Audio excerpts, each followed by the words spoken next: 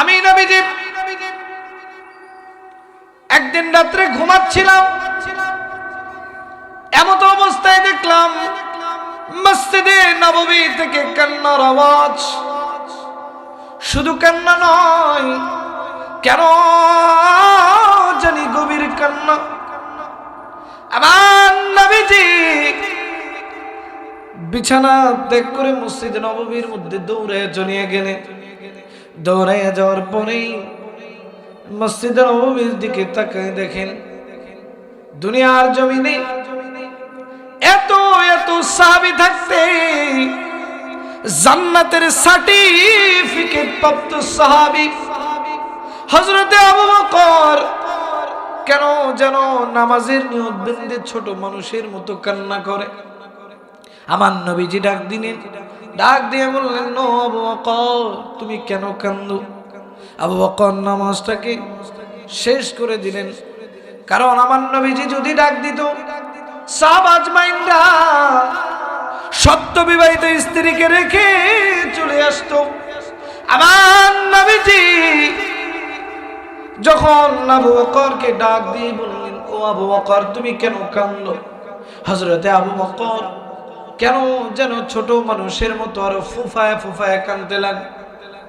হযরতে আবু বকর ডাক দিয়ে বললেন, ও নবীজি, আমি তো এই কারণে কাঁদি গো নবী, কবরের জন্য। আমি আবু বকর কবরের আযাবের ভয়ে কাঁদি, যেই কবর অনেক কঠিন হবে। ও নবীজি, আপনি তো বলিয়ে দিয়েছেন কবরের কত ভয়ঙ্কর আযাবের ঘটনা। নবীজি, আজকে যখন আমি ইশার সালাত আদায় করেছি গো নবীজি, সালাত আদায় করার পরে আমি যখন ঘরের মধ্যে গিয়ে ঘুমিয়ে পড়লাম, নবীজি তাৎক্ষণিক আমার অন্তরটা কেমন যেন লড়া দিয়ে উঠল। আমার মনে হলো, নবীজি, আমি যদি আর দুনিয়ায় না থাকি, আমার যদি হায়াতের জিন্দেগি শেষ হয়ে যায় গো নবীজি, আমি কেমন করিয়া আমার মালিকের কাঠগড়ায় দাঁড়াবো গো নবী। এই কথা চিন্তা করিয়া গো নবীজি আমি দৌড়ে মসজিদ নববীর মধ্যে আসিয়া বলছি, ও নবীজি, আমি নামাজের মুসল্লায় দাঁড়াইয়া গেলাম। আমি নামাজের মুসল্লায় দাঁড়াইয়া একটু অন্ধকার কবরের কথা স্মরণ করতেছি গো নবীজি। আমি যখন ভাবলাম যেই দিন আমার ইন্তেকাল হয়ে যাবে, এই যে চিন্তা করে দেখেন, রাজপুর দক্ষিণ পাড়া জাবারে নূর জামে মসজিদ, এই মসজিদ থেকে খাটিয়াটা নিয়ে যাওয়া হবে আপনার বাড়িতে শেষ গোসল দেওয়ার জন্য। মানুষগুলো আসতে থাকবে আপনার বাড়িতে, একের পর এক মানুষ আসবে, কেউ কিন্তু আপনার দুশমন থাকবে না।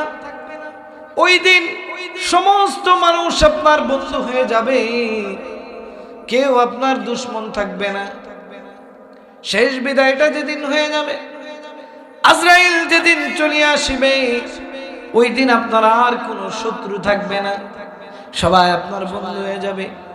যেই আত্মীয় আপনার সাথে কথা বলে না, যেই প্রতিবেশীটা আপনাকে দেখলে কেমন যেন দূরে সরে যায়, সেই প্রতিবেশীটা ওই দিন আপনাকে বিদায় জানানোর জন্য বাসায় আসবে, একটু কান্নাকাটি করবে, বিলাপ করবে।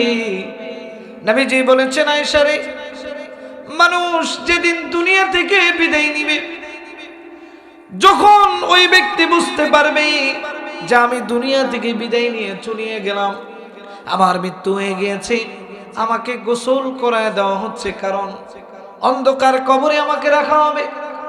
ওই দিন মানুষ কান্না করতে থাকবে, তার অন্তরটা কাঁদতে থাকবে, আর বারবার বারবার মনে করবে, ওগো আল্লাহ,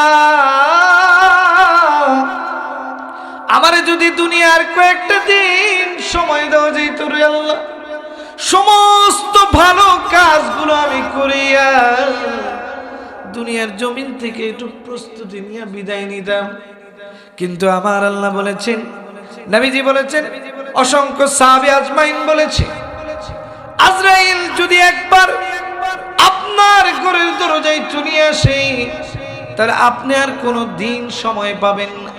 এজন্য বড় বড় কবিরা বলেছে, সে যে নামে আজরাইল, সঠিক সময় তোমার ঘরে হইব রে হাজির, সঠিক সময় তোমার ঘরে হইব রে হাজির। আজরাইল যেদিন আসবে ওই দিন কি আমাদের আর কোনো কাকুতি মিনতি চলবে বলেন তো? কাকুতি মিনতি চলবে? আজরাইল যদি আসে, কোন সময় আসবে, অগ্রিম কোনো নোটিশ ছাড়া আপনাকে নিয়ে যাবে, এর মধ্যে কোনো সন্দেহ নাই। কারণ আজরাইল কার হুকুম ফলো করে বলেন তো? আল্লাহর হুকুম ফলো করে।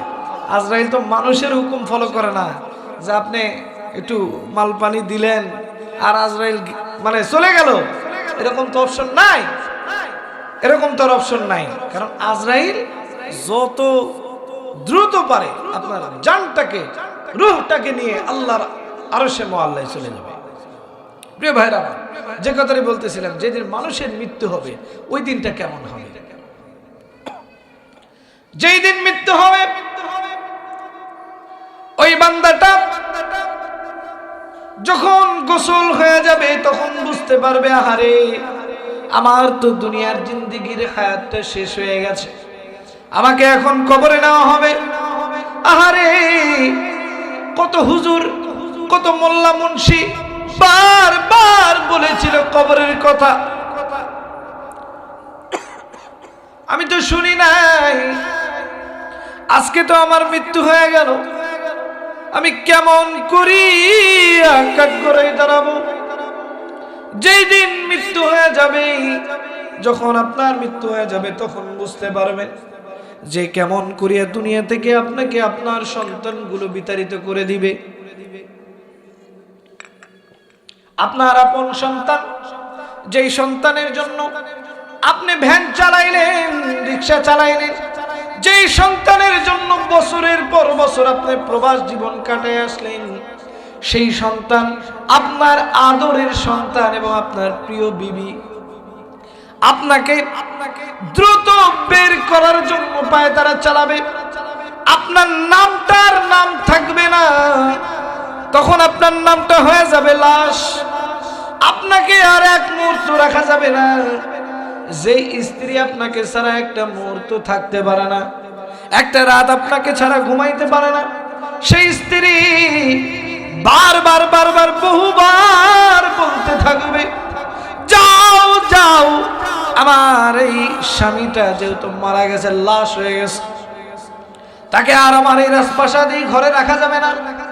দ্রুত ওই পাশের জমিটাতে কবর খনন করে তাকে কবরস্থ করা হোক। আবার ডাক দিয়ে দেখবেন, আমাদের দেশে অনেক সময় দেখেছি আদরের সন্তান বলতেছে, না, এত মূল্যবান জমিতে কবর খনন করা যাবে না, বাড়ির পাশের জায়গাটা দেওয়া যাবে না। এর কারণ হলো আমি রাত বিরাতে একটু বাসায় ঢুকবো, এখানে কবর দিলে ভয় পাবো। বলে তাহলে কোথায় কবর দেওয়া যায়? ডাক দিয়ে বলবে, আমার বাবা, আমার স্বামী যেহেতু মারা গিয়েছে, ওই যে বাসতলায় যে একটা জায়গা পরিত্যক্ত অবস্থায় আছে, যেখানে মানুষ দিনের বেলা যাইতে ভয় পায়, ওই জায়গাটার মধ্যে কবর খনন করে মাটি দেওয়া হয়। ভাই আমার, কবর অনেক ভয়ঙ্কর জায়গার নাম, যেখানে আপনাকে সাপ বিচ্ছুর কবলে পড়তে হবে। নবীজি বলেছেন, যদি তুমি তোমার কবরের জিন্দেগিটাকে সঠিক বানাইতে চাও, তাহলে তো বলেছেন, ফাদখুলি ফি ইবাদি ওয়াদখুলি জান্নাতি। আমার আল্লাহ রাব্বুল আলামিন বলেছেন, ফাদখুলি ফি ইবাদি, আমি আল্লাহর দাসত্ব করতে হবে, আমি আল্লাহর গোলামি করে দুনিয়া থেকে বিদায় নিয়ে চলে আসতে হবে। তাহলে আমি আল্লাহ রাব্বুল আলামিন তোমাদের জন্য রেখে দিয়েছি। ওয়াদখুলি জান্নাতি, আমি আল্লাহ রাব্বুল আলামিন রেখে দিয়েছি জান্নাত।